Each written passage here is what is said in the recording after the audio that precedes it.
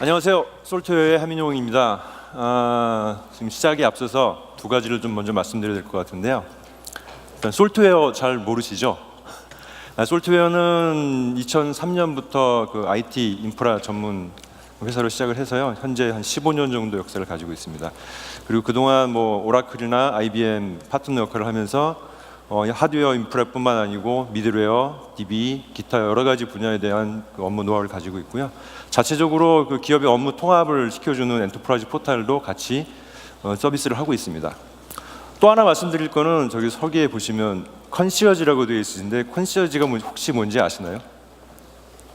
혹시 영화 그 프리티 우먼이라고 하는 영화 보셨는지 모르겠어요. 그때 보면 줄리아 로버츠가 낯선 환경에서 어떻게 포크질을 칼질을 해야 되는지도 모르고 옷을 어떻게 입어야 되는지도 모를 때 호텔 치프 컨시어지가 도와주죠. 어떻게 음식은 먹고 옷은 어떻게 입고 예절은 어떻고, 그러고 나서 성공적인 데이트를 하는 그런 것들이 있었습니다. 호텔에서 고객들의 모든 것을 다 책임져주고 단순히 불편함 뿐만 아니고 하다못해 그 호텔 외의 것까지도 어레인지를 해주고 모든 것을 잘 할 수 있게 해주는 역할을 해주는 사람이 컨시어지입니다. 저희는 클라우드 컨시어지입니다. 클라우드를 왜 도입하실까요? 많은 분들 이제 이유가 있으시죠. 클라우드를 왜 써야 되나? 클라우드를 써야 되는데 우리는 왜 써야 되나? 초기에 다 얘기하시는 거는 돈 줄이려고, 그 다음에 얘기하는 거는 돈보다는 우리 혁신이야. 클라우드를 통한 혁신을 해야 돼. 뭐 그런 식으로 흘러가는데 결론적으로는 다 돈이죠. 어쨌든 간에 클라우드를 이용을 해서 돈을 잘 벌든지 아니면 클라우드를 이용해서 돈을 세이브를 하든지 이런 것들이 비즈니스의 목표인데요. 지금 네 가지 왜 클라우드를 도입하는지에 대한 그 설문조사 자료가 있습니다. 해외에서. 자, 왜 많이 쓰냐? 여러 가지 다 이유들 복합적으로 가지고 계십니다. 단 한 가지 이유만은 아닌데요.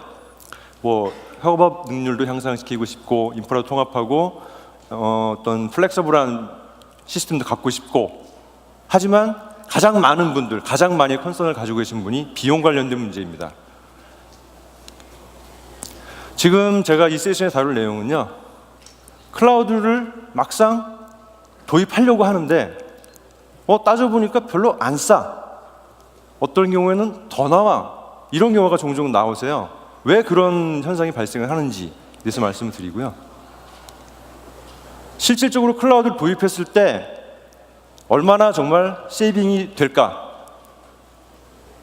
혹시 그 점심시간 이후에 아마존 매니저분께서 비용 절감된 또 비슷한 세션을 하나 하셨는데 들으신 분들은 아마 연결해서 들으시면 도움이 되실 것 같습니다.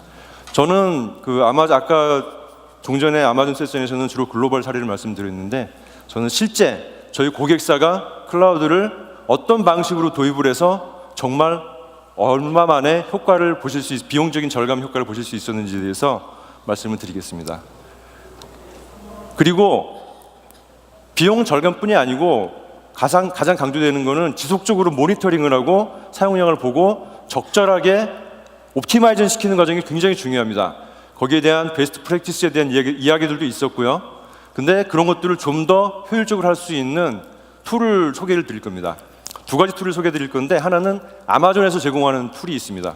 적극적으로 활용하시면 하고요. 또 하나는 저희 솔트웨어가 저희 고객분들에게 제공하는 엔클라우드 365라고 하는 관리 툴이 있습니다. 거기에 특징적인 기능과 그리고 저희가 이번에 4월 말에 새롭게 추가되는 기능이 있어서 간단하게 설명을 좀 드리겠습니다.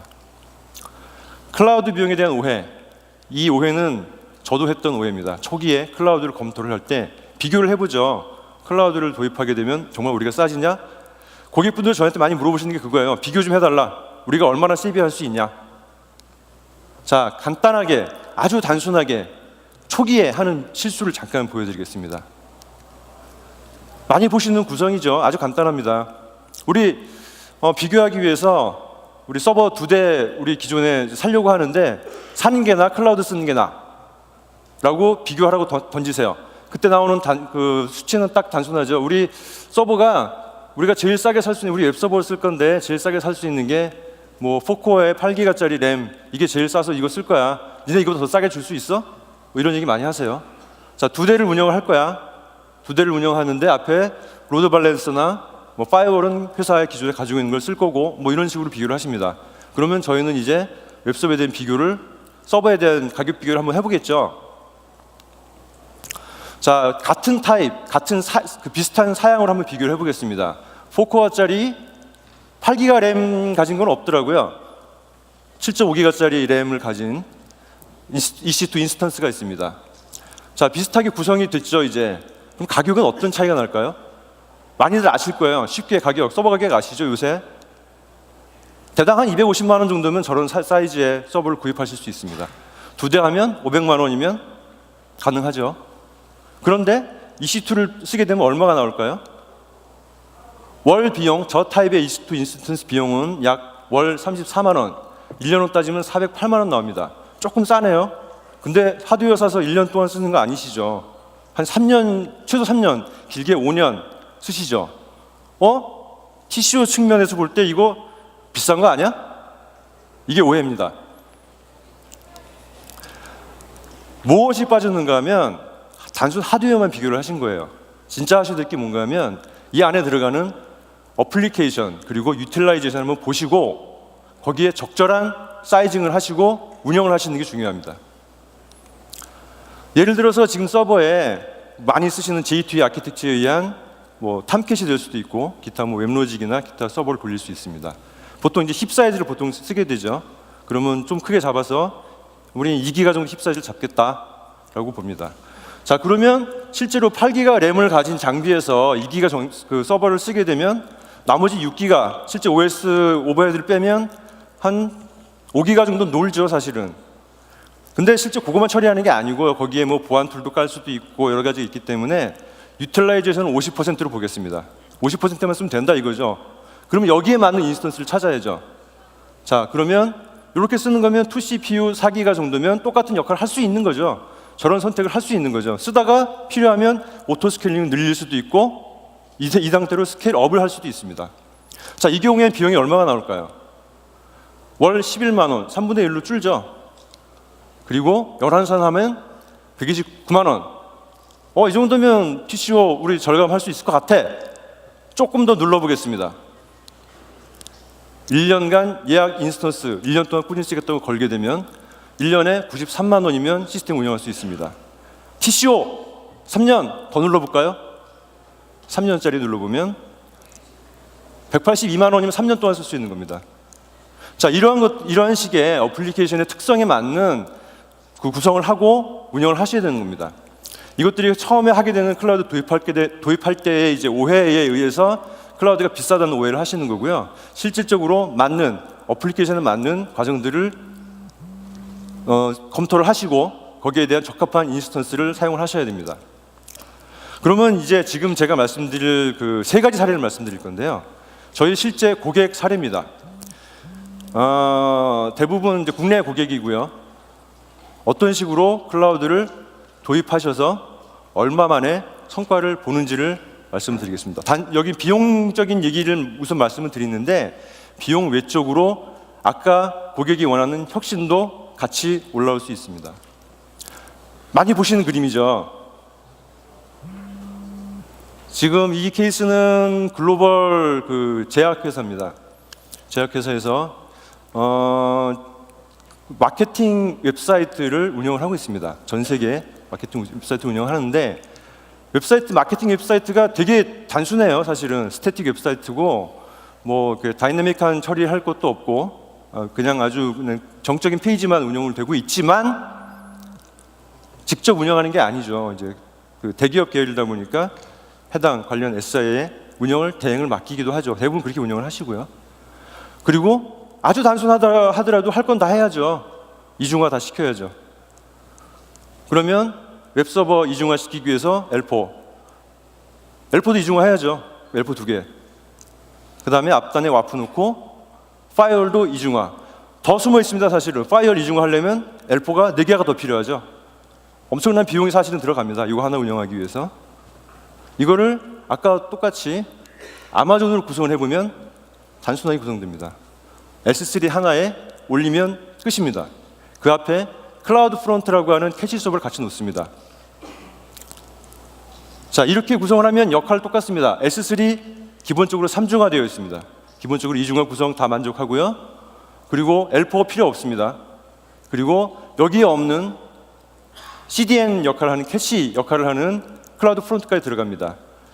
여기에 언급은 안 했지만 이게 구성이 되면 이 앞에 바로 그 아마존의 와프라고 하는 것이 있어요. 그것도 같이 올려서 보안도 강화시킬 수 있습니다. 자, 이 경우에 비용이 얼마가 나올까요? 자, 대충 얼마짜리 장비일 것 같으세요? 왼쪽에 그 기존 고객들 그 환경이 많이 보신 그림인데, 도입 비용 엄청 비싼데 재활용도 되고, 어쨌든 운영 비용으로 이 고객사는 기존에 월 250만 원씩의 사용료를 지불하고 있었습니다. 운영 관리 비용으로. S3로 그 변경을 하고 이 네이티브 클라우드 서비스를 사용하게 될 경우엔 비용이 얼마가 나올까요? 아까 제가 보여드린 사례에서는 얼마가 줄었죠? 감소가 됐었죠? 조금 줄었죠. 자, 아키텍처를 클라우드에 맞게 바꾸게 되면 월 20불입니다. 얼마가 줄었죠? 10분의 1로 줄었죠. 원하는 거 다 만족시키고. 사실 저희는 고객들이 이렇게 쓰시면 저희는 사실 남는 게 없어요. 하지만 재밌어요, 정말. 이런 식으로 클라우드를 활용할 수 있는 거. 그리고 제가 아까 클라우드 프론트라는 거 잠깐 말씀드렸어요. 이 고객사는 단순히 가격만 낮춘 게 아닙니다. 한국의 S3에 컨텐츠를 올려놓고요. 필요한 지역의 클라우드 프론트를 설정을 합니다. 그리고 그 S3에 있는 컨텐츠들이 클라우드 프론트로 복제가 되죠. 그러면 한국에 있는 사용자는 한국에 붙고, 죄송합니다. 미주에 있는 사용자는 미국에 붙고, 엄청나게 빠른 레이턴시를 절감시켜주는 효과까지 덤으로 가져갑니다. 이러한 구성을 기존 환경에서 가져가게 되면 답이 안 나오죠, 사실. 또 다른 사례 말씀드리겠습니다. 요새 굉장히 이슈가 되고 있는 클라우드 발전법 이후에 이제 금융권의 비중요 정보 시스템을 클라우드를 써도 된다. 그 외에도 클라우드를 써야 되는데 어떻게 써야 되냐? 자, 이런 거 있었습니다. 금융권입니다. 비중요 정보 시스템이라고 하더라도 금융권에서는 기본적으로 갖춰야 될 거 다 갖춰야 됩니다. 무엇이 필요할까요? 일단 전체적인 아키텍처는 제가 생략하고 DB만 좀 말씀드리겠습니다. 왜냐하면 이 환경에서 가장 중요한 건 두 가지예요. 보안과 그리고 이중화입니다. DB 이중화 필요하죠. 기본적으로 이중화해야 되니까 DB 서버 2개 필요하고요. 복제해야 됩니다. 그러려면 어떻게 되죠? DB 복제 솔루션이 필요하게 됩니다. 자, DB 복제했습니다. 뭐가 필요하죠? DB 아머가 필요합니다. DB 아머가 필요한데 DB 아머와 솔루션이 끝나는 게 아니에요. 이런 경우에는 또 키 관리 서버라고 하는 별도의 장비가 또 필요합니다. 그리고 뭐 오픈 소스를 DB를 쓴다고 하더라도 서브스크립션 지원 받아야 되니까 서브스크립션도 뭐 사야 될 수도 있고요. 아니면 상용 DB엔 라이선스가 필요할 수도 있겠죠. 자, 이거를 아마존의 클라우드 단순 서비스를 쓰면 어떻게 될까? 아시는 분 많을 거예요. 아마존엔 RDS라고 하는 네이티브 DB 서비스가 있습니다. 이중화 해야 됩니다. 설정할 때 멀티-에이지 yes 하면 이중화 자동으로 됩니다. 추가적으로 설치할 필요 없으세요. 자, 그리고 인크립션 암호화 됩니다. 그러면 이 비용 차이가 얼마가 날까요? 월 400만 원, 43만 원, 10분의 1의 가격으로 올릴 수 있습니다. 여기에 지금 하드웨어 비용 빠졌습니다. 왼쪽에 훨씬 더 절감이 된 거죠. 왜 뺐나 하면 사실은 이건 실제 사례고요. 왼쪽 구성은 그 국내에 있는 클라우드 서비스를 활용했을 때 똑같이 비용이 발생한 경우입니다. 양쪽 다 클라우드 경우입니다, 사실은. 하지만 아마존의 네이티브 클라우드 서비스를 사용해서 비용을 혁신적으로 줄이시고 엄청난 기능들을 사용하실 수 있습니다. 또 금융권 얘기입니다. 이 고객은 되게 재미있는 아주 좋은 선택을 하신 것 같아요. 클라우드를 쓰긴 써야겠어. 근데 어떻게 도입해야 될까? 우리 쉽게 시작하자. 간단하게. 우리 DNS부터 좀 하고 싶어. 무슨 용도로? GSLB를 구성하고 싶어. 자, GSLB는 뭔가 하면 글로벌 서버 로드 밸런스입니다. GSLB 구성도입니다. 기존에. 이 고객의 경우에는 데이터 센터가 두 군데로 있습니다. 두 군데 데이터 센터가 있고 GSLB 장비를 하나씩 놓고 쓰고요. GSLB를 구성하려면 GSLB 장비, 그 센터 간의 GSLB 장비와 그다음에 DNS 서버 간의 데이터가 동기화가 되어야 됩니다. 이런 구성을 해야 GSLB 구성이 됩니다. GSLB 구성을 하게 되면 뭐 이중화 대응도 되게 되고요. 그다음에 그 빠른 쪽에 있는 사용자가 더 가까운 데이터 센터에 접근해서 서비스를 받을 수도 있습니다. 똑같이 이 고객은 내부를 바꾸진 않았어요. 앞단의 GSLB 구성만 아마존으로 변경을 했습니다. 어떻게 변경하느냐? 라우터 53 서비스 하나만 가지고 변경을 했습니다. 라우터 53은 단순 DNS 서비스가 아니고요. 실제 GSLB 그 역할을 할 수 있는 서비스가 되겠습니다. DNS에 대한 이중화 국정 필요 없으시고요. 기본적으로 4중화, 5중화 되어 있습니다. 여기에 그대로 액티브로 데이터 센터에 서버들을 연결을 시켰습니다. 그리고 여기서 끝이 아니고요. 실제 고객의 트래픽이 들어오는 것에 대한 클라우드 와치를 통해서 모니터링 걸고 뒷단에 서버가 살았나 죽었나 헬스 체크를 같이 걸게 되고 알람을 받습니다. 실제 이쪽에 IDC 센터에 있는 것은 그 클라우드를 사용하는 게 아닙니다. 실제 데이터 센터에 있는 거고요. 그리고 어떤 특정 헬스 체크를 하다가 서버가 죽으면 관리자한테 아마존 SMS 서비스를 통해서 노티를 받게 됩니다. 굉장히 편리한 기능까지 덤으로 가져가셨어요. 자, 비용은 얼마일까요? 단순하게 보겠습니다. GSLB 장비 얼마인지 아시나요?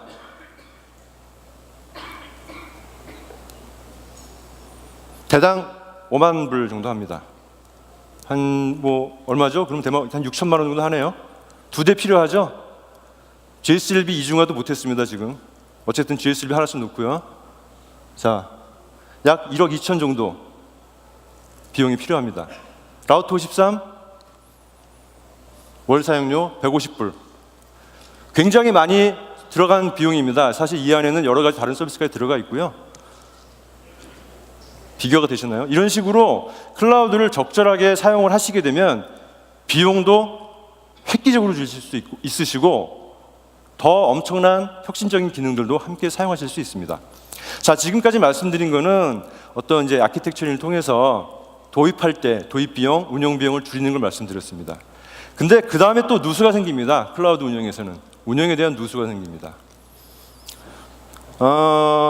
운영할 때 생긴 누수를 방지하기 위해서 어떠한 것들이 필요할까요? 이 장표는 글로벌 1000개 클라우드를 실제 도입해서 쓰고 있는 회사들이 어떤 활동을 하고 있는지 약 500여 개의 엔터프라이즈 기업과 500여 개의 SMB 기업들이 실제 하는 활동들을 취합한 겁니다. 처음에 할 일, 사용량을 모니터링하고 적절한 사이즈를 선택해야 된다. 아까 사례도 보셨죠. 사이즈 줄이면 일단 적절하게 맞는 타입을 하게 되면 비용 줄고 안정적으로 갈 수 있죠. 그리고 자주 사용하지 않는 잡들이 있습니다. 아니면 특정한 잡들이 있습니다. 주말에만 야간에만 배치를 돌리겠다. 주말에만 서비스를 하겠다. 우리는 아니면 아침 8시부터 저녁 8시까지 12시간만 돌리겠다. 이런 경우에는 사용하지 않는 시스템을 자동으로 셧다운 시켜놓고 사용할 때만 이네이블 시키는 것들이 필요합니다. 그리고 사용하지 않는 볼륨을 제거해야 됩니다. 이건 뭔가 하면 이것도 저희도 실제 고객 사례 중에 있던 얘기인데요. 그 EC2에는 어떤 스토리지를 많이 붙이실 수 있으세요. 그리고 EC2를 삭제를 하게 되면 모든 게 같이 삭제가 되는 게 아니고 그 저장되어 있는 스토리지가 남아있을 수 있습니다. 그리고 특정한 역할에 의해서 이걸 왔다 갔다 하는 과정에서 관리 포인트에서 벗어나는 경우가 굉장히 발생을 합니다. 이런 것들을 찾아서 사용하지 않는 스토리지를 확인하시고 백업을 받으시든지 없애셔야겠죠. 그리고 그 다음에 하는 거는 이제 안정화되고 나면 어떻게 더 싸게 운영할까? 예약 인스턴스라고 하는 RI와 그 다음에 그 경매 방식의 스팟 인스턴스를 적절하게 활용을 하시면 됩니다. 여기에 또 하나 리스크가 있어요. RI 샀어요. 싸. 우리 이제 몇 건 쓸 거야. RI 샀어. 사놓고 안 쓰시는 경우가 있으세요. 더 낭비죠. 그런 것들까지도 관리를 해야 됩니다. 이런 것들이 글로벌 그 실제 클라우드를 활용하는 기업들이 하는 행위들입니다. 자, 이런 것들을 이제 여러분들이 하셔야 되는데 쉽지가 않죠. 사실은 일일이 들어가서 확인하고 이런 것들이. 자, 그래서 아마존에서는 트러스트 어드바이저의 코스트 옵티마이제이션이라는 기능을 제공을 하고 있습니다. 요거는 굉장히 간단하고요. 요걸 한번 실행시켜 보면 지금 아까 말씀드린 뭐 RI 옵티마이제이션 어떻게 되고 있는지, CPU를 얼마나 적게 쓰고 있는지를 쫙 게더링을 해서 이렇게 하시면 비용이 얼마 정도 줄 겁니다라고 하는 그 안내를 하게 되는데요. 보시면 뭐 한 10,000불 줄인다고 나왔네요. 예. 한번 꼭 돌려보시고요. 코스트 오토메이션을 통해서 내가 얼마큼 세이빙 할 수 있는지 모니터링 하시고 체크하시고 하시는 것도 굉장히 빨리 비용을 절감시킬 수 있는 방법이고 새로운 아키텍처로 갈 수 있는 방법입니다. 같은 기능인데 요거는 이제 제가 아까 말씀드렸던 저희 회사에서 고객들에게 제공하는 엔클라우드 365에 있는 기능입니다. 유사한 기능인데 조금씩 차이가 있어요. 왼쪽에 보시는 그림은 뭔가 하면 인스턴스와 EBS 볼륨 간의 매핑을 그래픽하게 보여드립니다. 그래서 이 인스턴스가 어떠한 스토리지를 쓰고 있는지, 그리고 보다 보면 인스턴스는 죽었는데 스토리지가 남아있는 경우, 이런 것들을 확인할 수가 있으세요. 실제로 저희가 이 툴을 활용해서 사용하지 않는 EBS를 찾는 경우도 굉장히 많이 있었고요. 그리고 RI 비용 진단 기능 이런 것이 있습니다. RI는 이제 구매를 했는데 실제 사용하고 있지 않은 경우에 어떤 것이 있는지 확인해 드리고요. 그 외에 RDS 인스턴스라든지 그다음에 ELB, EIP 중에서 사용하지 않는 자원들을 찾아서 알려드리는 기능을 제공해 드리고 있습니다. 또 다른 기능은 이제 추천 기능입니다. 지금 실제 운영을 하다 보면 아까 말씀드린 대로 이 사이즈가 적합해? 라고 판단하는 기준이 필요하시죠. 자, 이런 것들을 저희 이 엔클라우드 365에서는 약 3개월간의 사용량을 모니터링을 해서 적절한 타입을 추천을 해드립니다. 자, 지금 기존에 쓰시던 거는 T2 스몰을 쓰셨는데 T2 마이크로를 쓰시면 어느 정도 세이브가 됩니다 라고 하는 걸 그래픽하게 보여드리고요. 실제 아까 말씀드렸던 RI를 적용할 경우에는 얼마가 더 세이브가 될 수 있습니다 라는 것들을 그래픽하게 보여드립니다. 자, 또 다른 기능입니다. 아까 지금 사용하지 않는 워크로드는 잠시 중단을 시키든지 아니면 필요할 때만 이네이블 시켜야 되는 것들이 필요하죠. 이런 것들이 좀 아마존에서는 아주 쉽게 제공되지는 않고요. 지금 보시는 데이터 파이프라인을 통해서 설정하실 수가 있으세요. 자, 그래서 스케줄을 거는 거죠. 저기 뭐 주말에 배치 작업으로 이걸 돌리겠다 할 때 어떻게 돌리냐. 자, 그거에 대해서 아마존 CLI라고 하는 것이 있어요. 커맨드 라인 인터페이스로 명령어로 시스템들을 키고 내리고 삭제하고 이런 기능들이 있는데 그런 RI 커맨드를 적어줍니다. 그러면 저 시간에 저 명령어가 동작을 하게 됩니다. 근데 저걸 하기 위해서 조금 제약사항은 AWS CLI를 쓰기 위해서 AWS CLI를 받으셔야 돼요. 그거는 이제 별도로 툴을 받으셔서 그 툴을 활용하셔야 되는 게 있고요. 비슷한 역할을 하는 게 저희 엔클라우드 365에는 워크로드 스케줄링이라고 하는 기능이 있습니다. 아주 심플합니다. 그냥 뭐 무슨 작업을 할지 뭐 직관적이죠. 언제 켜지고 언제 꺼지고 언제는 동작하지 않고, 그래서 이런 것들을 스케줄을 잡고 어떤 서버들은 이때 이렇게 동작을 시켜라 라고 하는 오토 컨트롤 기능을 제공을 하고 있습니다. 이렇게 되면 배치 작업, 정해진 배치 작업을 돌리는 서버라든지 아니면 특정 시간에 돌리는 서버에 대해서 관리를 하실 수 있는, 자동화된 관리를 하실 수 있는 것이 오토 컨트롤의 특징이라고 보시면 되겠습니다. 또 하나는 이제 버젯 관리입니다. 이건 예산 관리라고 보시면 되는데, 클라우드가 쓴 만큼 비용을 지불하는 것 때문에 좋긴 한데, 이게 부서가 많아지고 하다 보면 이제 델리게이션을 시켜 주시죠, 부서별로. 그러다 보면 막 쓰기 시작하죠. 그럼 비용 통제가 안 되는 상황이 발생을 합니다. 비용 통제를 위해서 아마존에서는 버젯이라고 하는 기능을 제공을 하고 있습니다. 그래서 특정하게 그룹핑을 해서 거기에 맞는 버젯의 리밋이 찾는지에 대한 것을 모니터링하면서 실제 예산 초과가 되지 않도록, 자원에 대한 예산 초과가 되지 않도록 하는 기능을 제공을 하고 있고요. 거의 유사한 기능인데 엔클라우드 365에서도 비슷한 기능을 제공을 하고 있습니다. 왜 이 기능이 아마존에 있는데 또 필요한가 하면 실제로 이제 아마존의 통합 계정이라고 하는 개념이 있으세요. 그래서 파트너를 통해서 아마존을 사용하시는 경우가 있는데, 그럴 경우에는 사실은 왼쪽에 있는 버젯 기능을 사용하실 수가 없으세요. 그래서 그것을 동일하게 더 편하게 하기 위해서 저희는 버젯 매니지먼트, 예산 관리 기능을 제공을 하고 있고요. 그래서 여기는 더 플렉서블하게 운영이 가능합니다. 여기 저희 내부에서 부서별이라든지 아니면 지역별로 그룹을 만들어 놓고 그룹별로 예산을 할당을 합니다. 그래서 예산이 얼마큼 쓰고 있는지 실제로 모니터링 하실 수 있으시고요. 예산이 한 80% 썼다 그러면 뭐 이메일로 통보를 받으실 수 있고, 이런 기능들을 제공을 해서 버젯을 관리할 수 있도록, 예산이 오버되지 않도록 관리하는 기능이 제공이 되고 있습니다. 갑자기 영화 화면이 또 나왔습니다. 영화 얘기를 또 할 건데요. 무슨 영화인지 아시죠? 예, 인터스텔라라고 하는 영화의 뒷부분에 주인공이 우주에서 이제 시공간의 멀티 디멘전이라고 하는 다차원의 세계에 빠져서 들어가게 되죠. 그리고 자신의 과거를 추적을 해서 자기 딸이었나요? 딸한테 메시지를 던지죠. 책을 던지면서. 이렇게 시공간을 막 찾는 과정들이 나옵니다. 클라우드를 운영하시면서 필요한 분석이라고 하는 것들이 필요한 게 뭔가 하면 내가 얼마만큼 쓰고 있는지가 사실은 나뉘어져 있습니다. 여러 가지 어카운트가 있을 경우에는 어카운트별로도 확인을 해야 되고 어떤 서비스가 비용이 발생하고 있는지 그런 시간별로 어떤 트렌드를 보이고 있는지를 아셔야 분석이 되고 대처를 하실 수 있습니다. 그래서 솔트웨어에서는 지금 저희가 제공하는 앵커럴 365에 새로운 기능을 이번에 어나운스하게 됐습니다. 그래서 다차원 분석 기능을 제공하게 됩니다.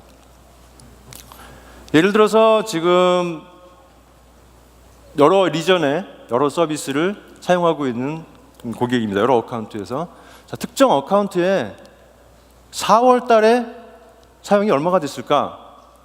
그리고 이 지역별로 좀 특정 서비스 그리고 특정 서비스 S3만 쓰면 얼마를 4월 달에 썼을까? 그리고 이게 한국에서는 얼마를 썼을까? 이거를 그냥 다차원으로 선택을 해서 확인하실 수 있습니다. 그러면 지금 뭐 예시로 2,000불 정도 사용을 했다. 이거 보고서 2,000불 이 서비스에서 특정 지역에서 이걸 썼구나 확인을 하시는데 여기서 끝나는 게 아니고요. 실제로 이 트렌드를 좀 보셔야 되죠. 실제 사용량이 줄었는지 올랐는지 좀 보셔야 되고요. 그리고 여기에 지금 또 추가되는 그 기능이 뭔가 하면 이 지역별로 이 트래픽도 사실은 과금 대상이거든요.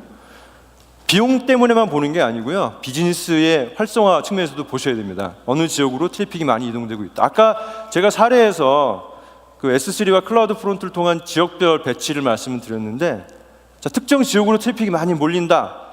그러면 이거는 이제 그 기술적인 문제가 아니고 그 비즈니스적인 측면을 한번 검토를 하셔야 되죠. 자, 이쪽에 뭐 어떤 일이 있을까? 뭐 비즈니스가 잘 되나? 게임이 잘 되나? 아니면 사용자가 몰렸나? 그러면 거기에 대해서 분석을 하시고 거기에 대해서 이쪽이 많아지니까 이쪽에 인프라를 더 재배치를 한다든지 아니면 그쪽에 대해서 뭔가 좀 그 장애 요인이 있다 그러면 그런 걸 개선한다든지 아니면 뭐 아주 안 좋은 케이스에는 뭐 아주 어떤 공격성, 디도스 공격성이 뭐가 있는지 이런 것들을 한번 추적하실 수 있으시고요. 지금 제가 굉장히 빨리 진행을 한 것 같은데 예, 지금 중요한 건 이겁니다. 지금 너무 빨리 제가 진행을 한 것 같고요. 지금 다시 리마인드를 시켜드리면 사용하시는 거에 대해서 그 모니터링 하시고 트래킹을 하시고 분석하시는 게 제일 중요한 포인트입니다. 자, 그리고 나서는 분석을 하고 나면 적합한 사이즈를 선택을 하셔야 됩니다. 그래서 아까 예제를 보여드린 것처럼 그 뭐 유틸라이제이션 제일 중요한 게 이제 서버 유틸라이제이션을 보시는 거예요. 유틸라이제이션 팩터에는 CPU도 있고 메모리도 있고 뭐 디스크도 있을 수 있고요. 이런 것들 특히 네트워크도 있을 수 있고요. 이런 것들을 보면서 라이트 앤 사이즈를 고르고요. 사이즈를 고르고 나면 한번 보셔야 돼요. 이 사이즈를 고르고 한 3개월 정도 운영을 해보고 야 좋아 이 정도 사이즈면 좋아. 그리고 이 시스템은 항상 한 1년 정도 3년 정도 유지를 할 거야. 그럴 때는 거기에 RI를 적용을 시키시는 겁니다. 그리고 아키텍처를 변형을 시키시는 게 굉장히 중요합니다. 클라우드에 맞는 아키텍처를 하시는 게 중요하고요. 아까 그냥 서버를 그 포크리프트라고 하는 방식으로 그대로 퍼서 아마존으로 올렸을 때에 사이징을 했을 때 비용이 살짝 줄긴 하지만 그것을 실제 클라우드에 있는 서비스를 적극적으로 활용을 해서 서버리스 아키텍처를 활용하게 되면 비용이 획기적으로 줄어들게 되고 엄청난 기능들이 들어가게 되죠. 그런 것들을 사용하실 수 있습니다. 그래서 서버리스 아키텍처와 그 다음에 아마존에서 제공하고 있는 RDS라든지 람다라든지 이러한 네이티브 클라우드 서비스를 적극 활용하시게 되면 비용을 혁신적으로 줄이시고 놀라운 기능들을 사용하실 수 있게 됩니다. 리저보드 인스턴스와 스팟 인스턴스는 잠깐 아까 말씀드렸는데 사용하실 때 조금 주의는 하셔야 돼요. 무조건 도입한다고 될 건 아니고요. 왜냐하면 리저보드 인스턴스는 한번 구매를 하시면 그 일부 지금 뭐 변경이 조금은 가능은 하지만 변경하기 위한 용도가 아닙니다. 그대로 가기 위한 거기 때문에 그런 변경상에 특히 뭐 그 패밀리 간의 변경 불가능하고 OS가 뭐 윈도우를 쓰다가 리눅스를 바꾸겠다 그런 것도 안 됩니다. 같은 OS끼리만 되는 것도 있고 여러 가지 고려할 사항이 있기 때문에 RI 선택 시는 신중하게 그 모니터링 하셔서 고르셔야 되고요.